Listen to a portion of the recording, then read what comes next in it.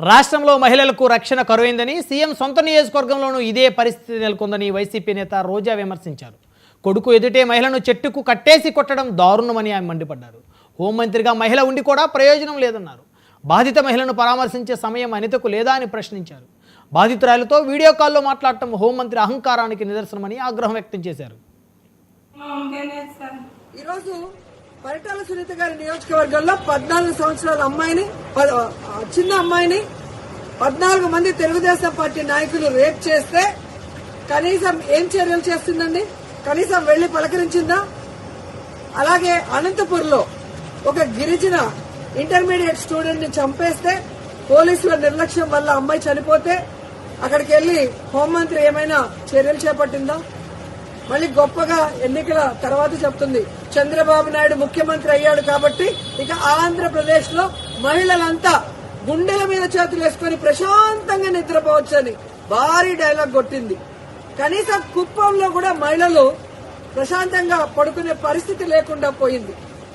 ఈ రోజు ఆవిడ సెల్ ఫోన్ లో ఏ విధంగా వీడియో కాల్ చేసి పరామర్శిస్తోందంటే ఈవిడ అహంకారానికి నిదర్శనం కాదని నేను అడుగుతున్నా.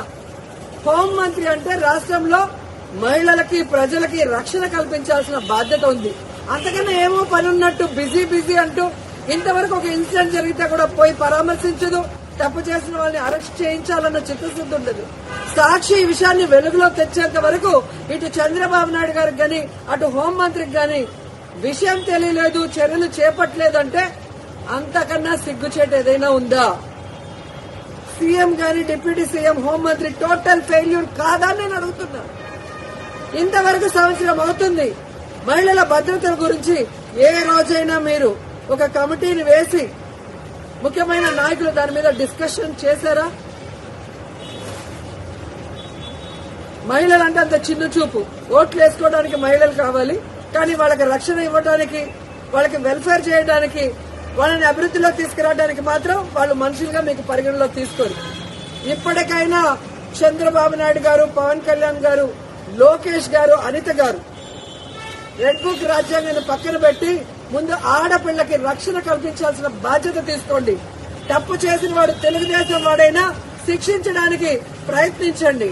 అంతేగాని టీవీల ముందు కూర్చొని చంద్రబాబు నాయుడు చెప్పాడు కదా అని జగన్మోహన్ రెడ్డి గారిని, భారతమ్మని తిట్టడానికి, సాక్షి మీద కేసులు పెట్టడానికి టైం ఉన్న హోంమంత్రి గారికి నేరస్తుల్ని శిక్షించడానికి టైం లేదని అడుగుతున్నాం. వాటి మీద కాన్సన్ట్రేట్ చేయని హెచ్చరిస్తున్నాం. మా ఇంటి ఆయన భయపడుకొని వెళ్ళిపోయినాను. మా ఇద్దరు గొడవలు పడినాము.